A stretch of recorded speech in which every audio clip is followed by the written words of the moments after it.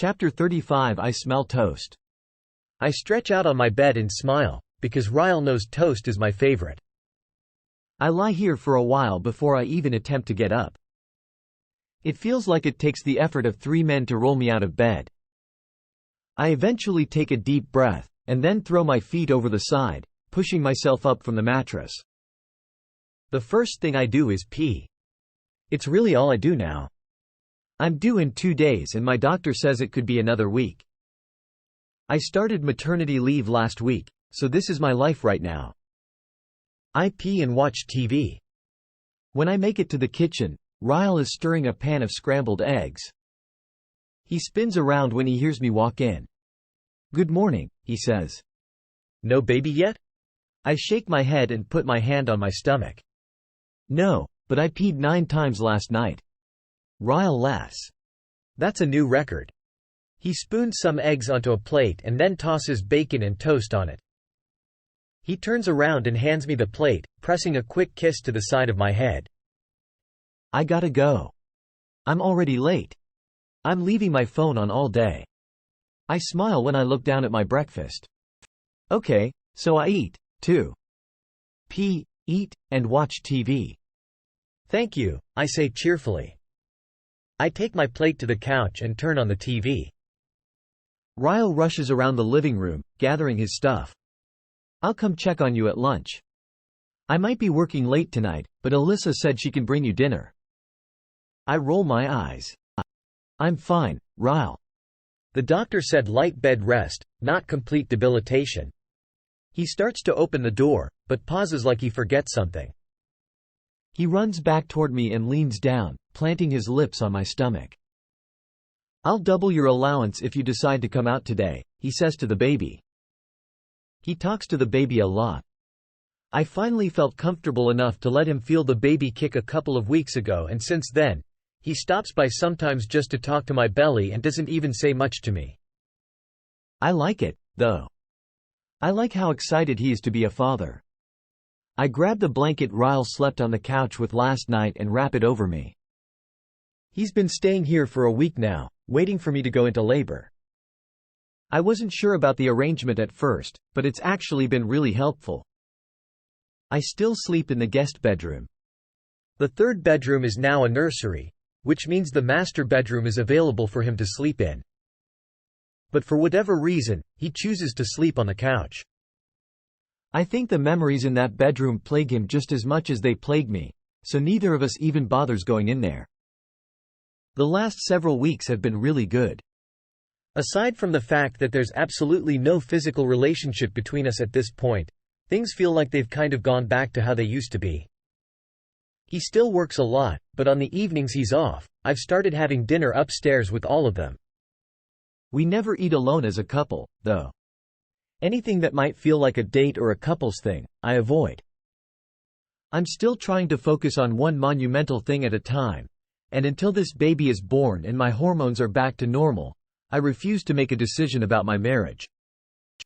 I'm sure I'm just using the pregnancy as an excuse to stall the inevitable, but being pregnant allows a person to be a little selfish.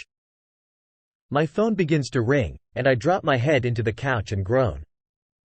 My phone is all the way in the kitchen. That's like 15 feet from here. Oh. I push myself off the couch, but nothing happens. I try it again. Still sitting. I grab hold of the arm of my chair and pull myself up. Third time's the charm. When I stand, my glass of water spills all over me. I groan. Dot. But then I gasp. I wasn't holding a glass of water. Holy shit. I look down and water is trickling down my leg.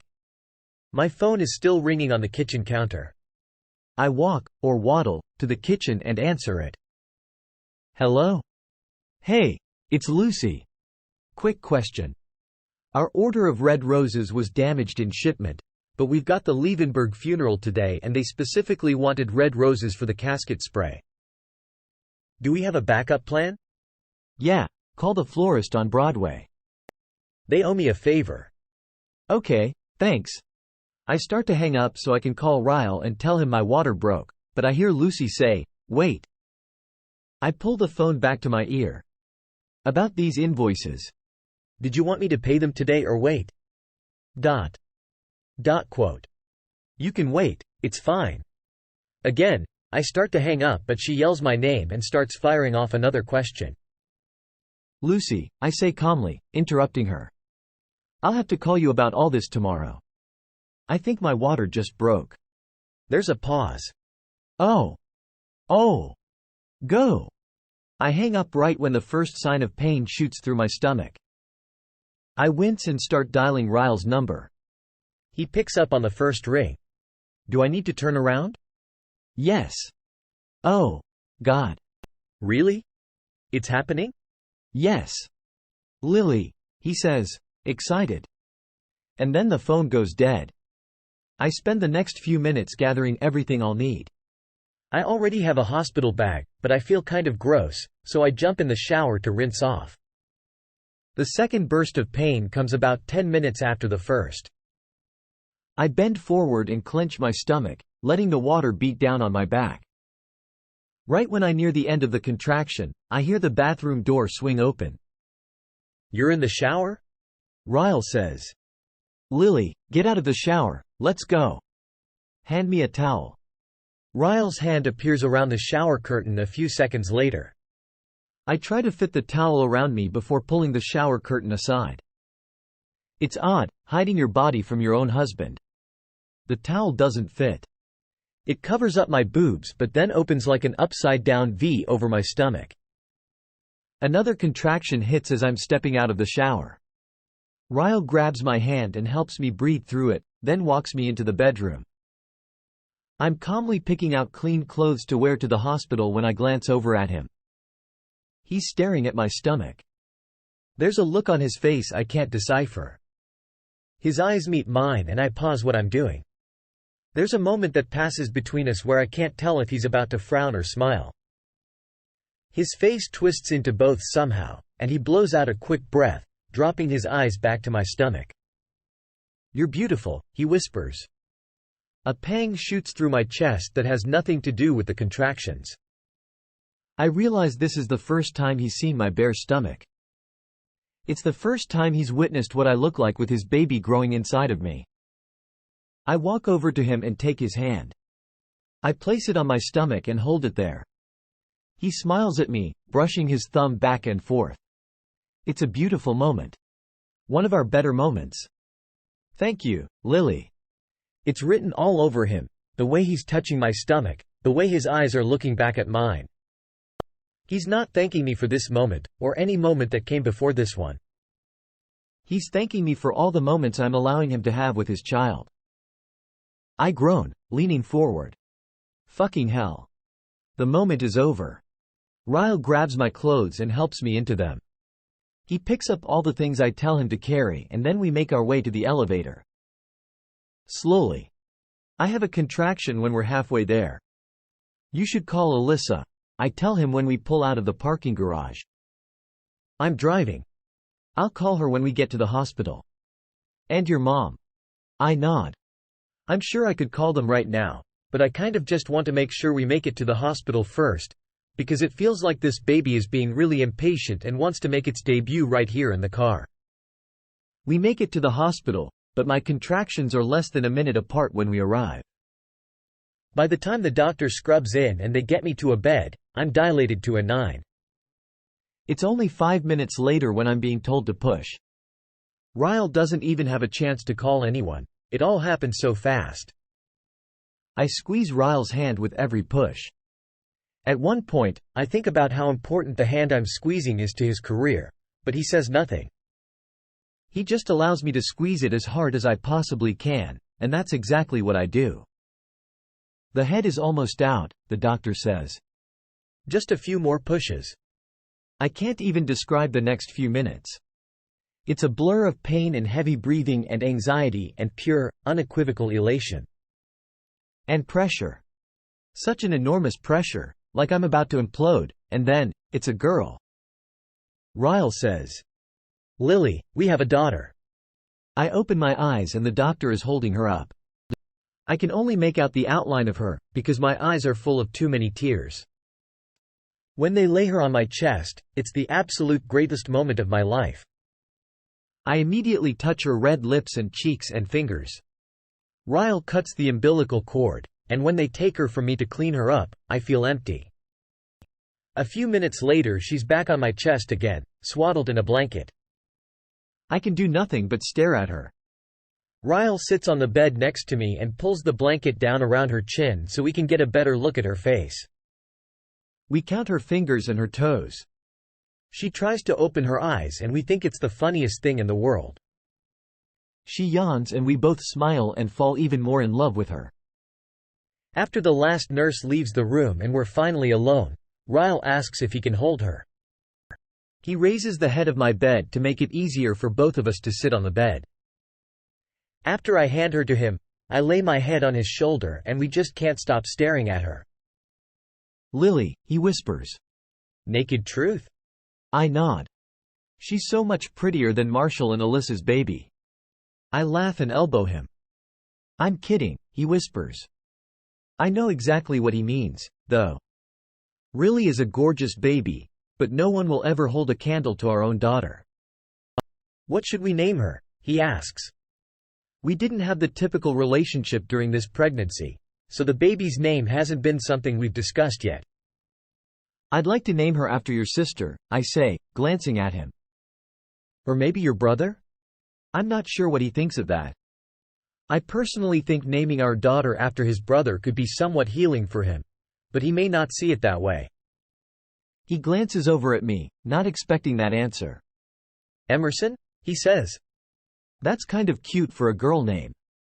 We could call her Emma. Or Emmy. He smiles proudly and looks down at her. It's perfect, actually. He leans down and kisses Emerson on her forehead. After a while, I pull away from his shoulder so I can watch him hold her. It's a beautiful thing, seeing him interact with her like this.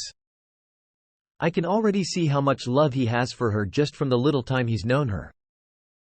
I can see that he would do anything to protect her. Anything in the world. It isn't until this moment that I finally make a decision about him. About us. About what's best for our family. Ryle is amazing in so many ways. He's compassionate. He's caring. He's smart. He's charismatic. He's driven. My father was some of these things, too. He wasn't very compassionate toward others, but there were times we spent together that I knew he loved me. He was smart. He was charismatic. He was driven. But I hated him so much more than I loved him. I was blinded to all the best things about him thanks to all the glimpses I got of him when he was at his worst. 5 minutes of witnessing him at his worst couldn't make up for even 5 years of him at his best. I look at Emerson and I look at Ryle. And I know that I have to do what's best for her. For the relationship I hope she builds with her father. I don't make this decision for me and I don't make it for Ryle. I make it for her. Ryle? When he glances at me, he's smiling. But when he assesses the look on my face, he stops.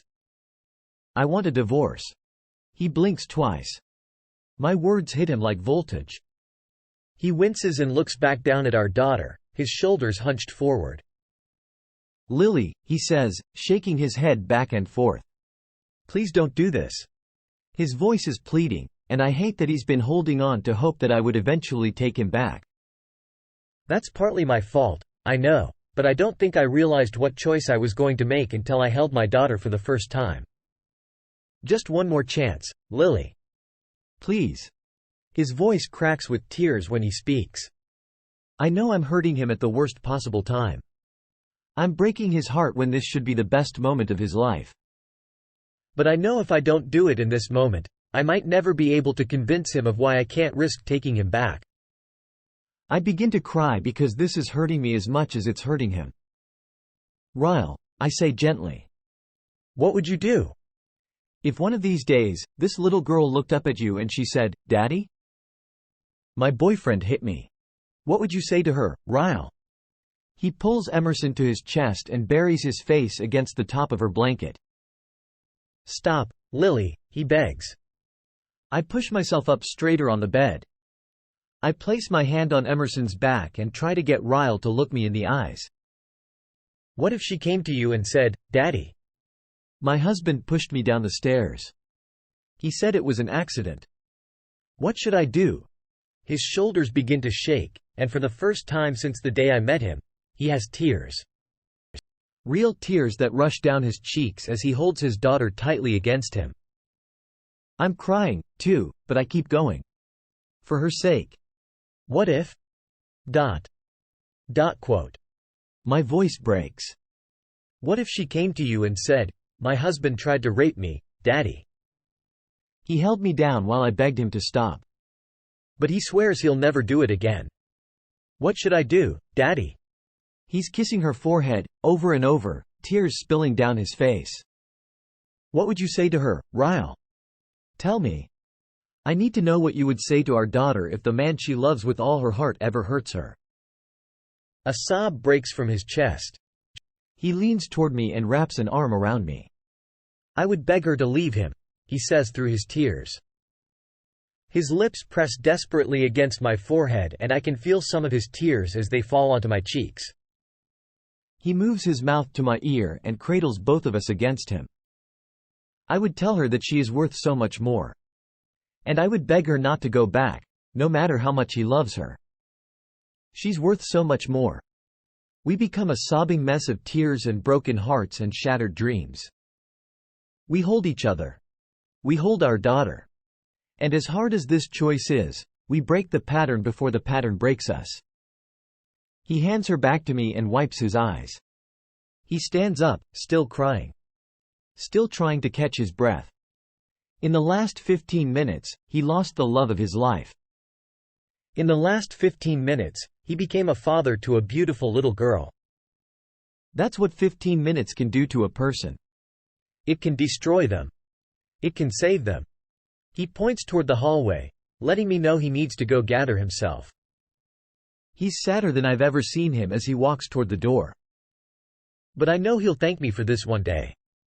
I know the day will come when he'll understand that I made the right choice by his daughter. When the door closes behind him, I look down at her. I know I'm not giving her the life I dreamed for her. A home where she lives with both parents who can love her and raise her together. But I don't want her to live like I lived. I don't want her to see her father at his worst. I don't want her to see him when he loses his temper with me to the point that she no longer recognizes him as her father. Because no matter how many good moments she might share with Ryle throughout her lifetime, I know from experience that it would only be the worst ones that stuck with her. Cycles exist because they are excruciating to break. It takes an astronomical amount of pain and courage to disrupt a familiar pattern. Sometimes it seems easier to just keep running in the same familiar circles, rather than facing the fear of jumping and possibly not landing on your feet. My mother went through it. I went through it. I'll be damned if I allow my daughter to go through it. I kiss her on the forehead and make her a promise. It stops here. With me and you. It ends with us.